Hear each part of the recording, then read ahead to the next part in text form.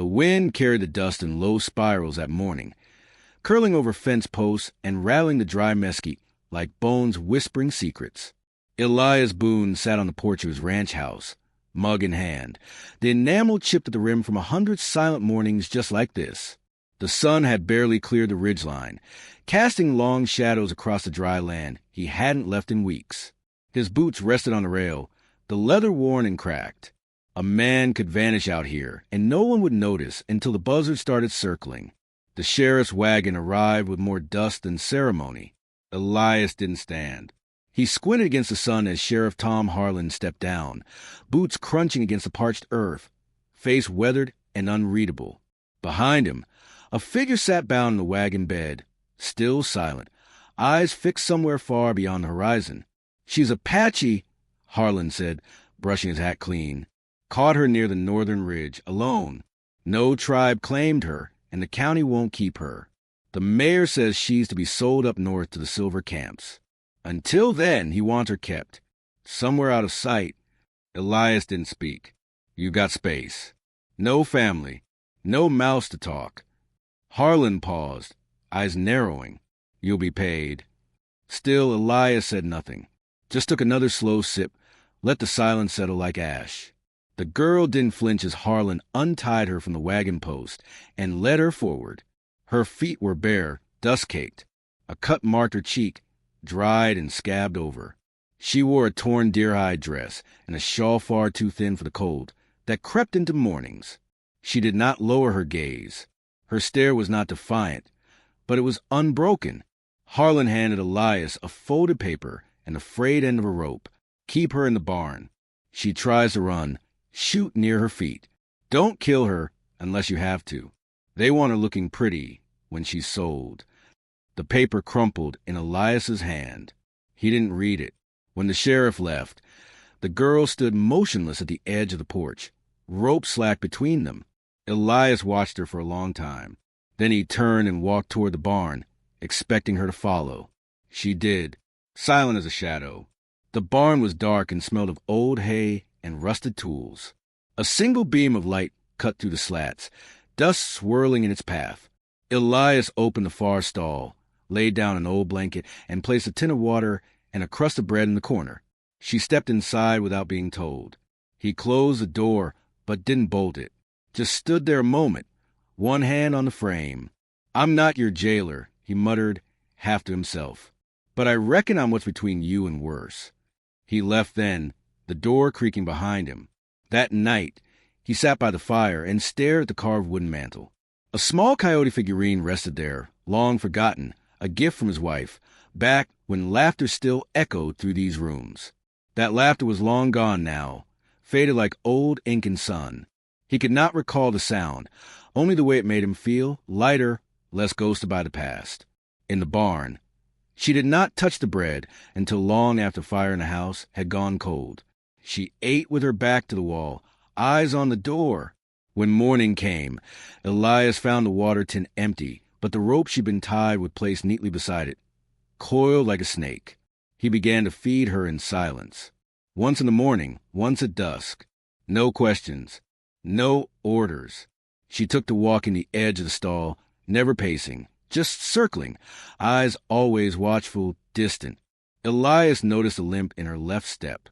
Not pronounced, but sharp when she turned too fast. Old injury, maybe, or something recent. The town didn't take long to talk. The blacksmith asked if Elias was starting a collection. The grocer wouldn't make eye contact. One man spat near his boots. Elias said nothing, just took his flour and walked out into the sunlight like he didn't hear, like he hadn't heard all his life.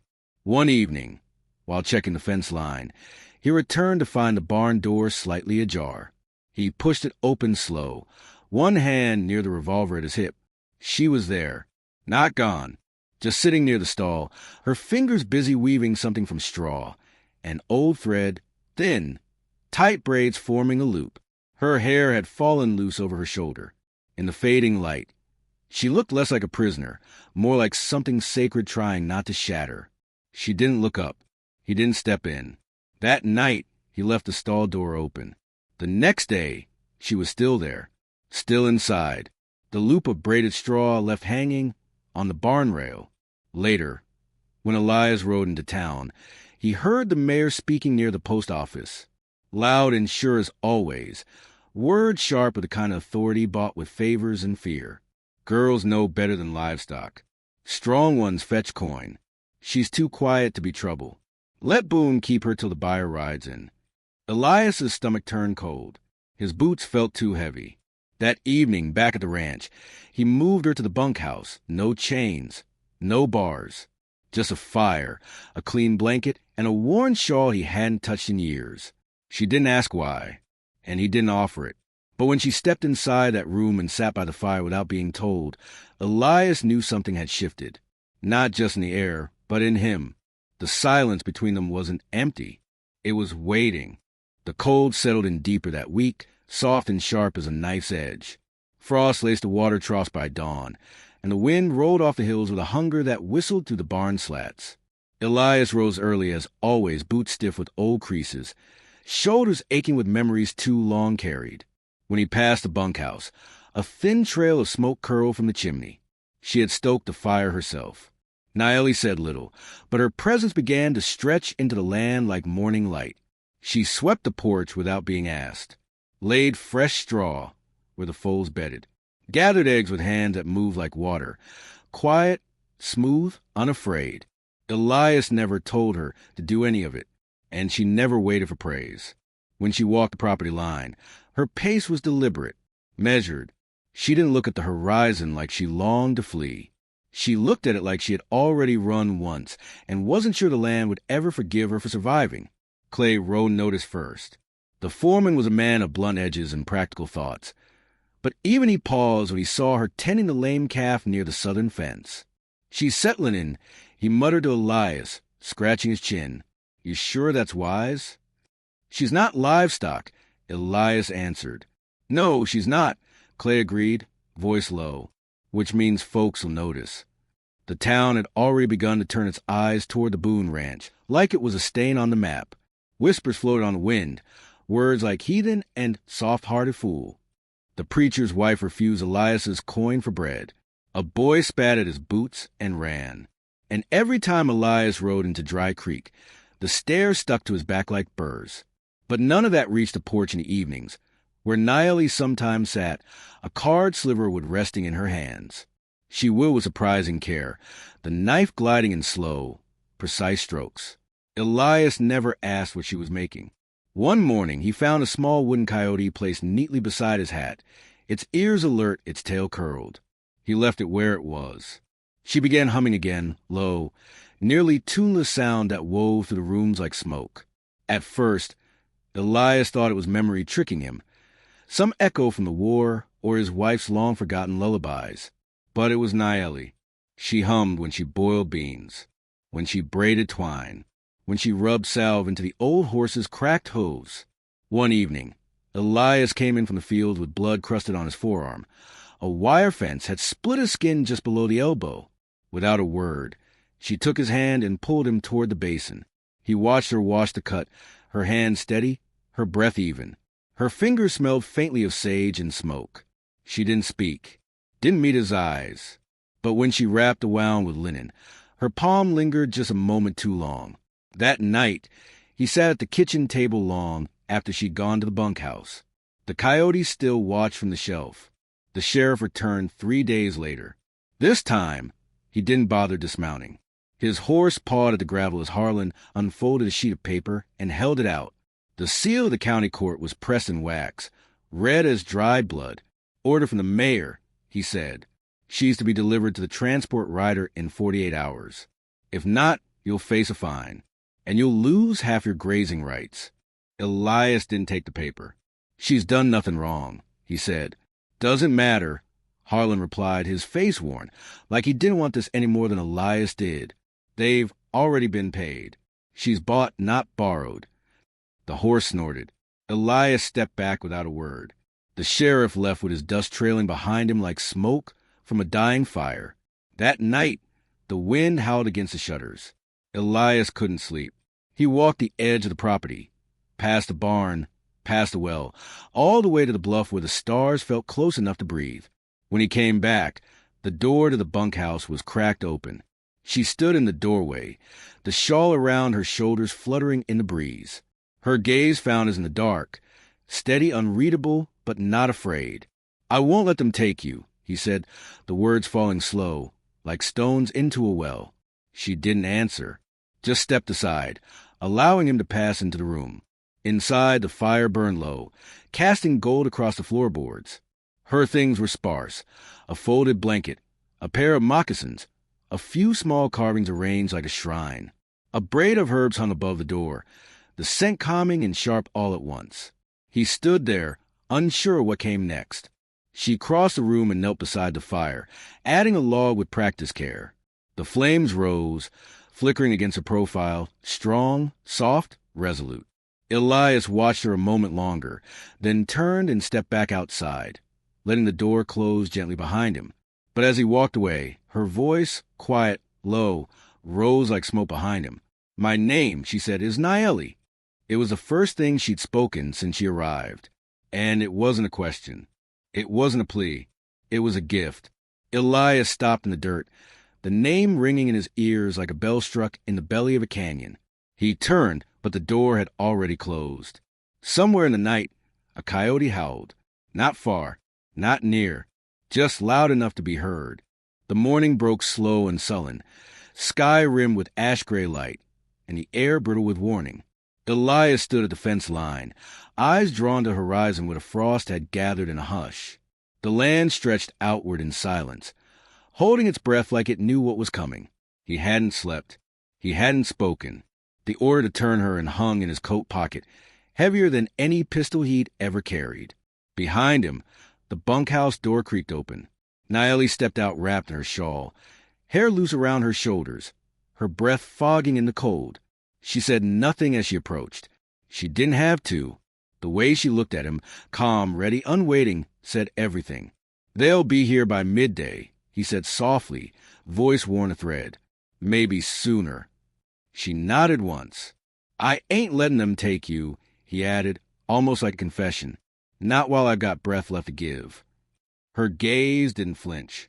She reached into a fold of her shawl and pulled free a strip of cloth, dyed with earth pigments, embroidered in careful patterns.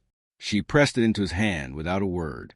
He looked down and saw the shapes: mountain, wind, fire. Protection, if he remembered the symbols right. They saddled up in silence. Elias took the old gelding steady and sure-footed. Naeli rode behind him, one hand gripping the back of his coat, her face tucked close enough for him to feel her breath against his neck. The ranch fell away behind them like smoke off a dying flame. They rode hard through the coulees and red rock gullies, where the brush grew wild and the creeks ran thin. The land here knew how to hide people. It had hidden worse, but it had also betrayed many, offered shelter one minute, rattlesnakes and thirst the next. They reached the abandoned line shack by late morning.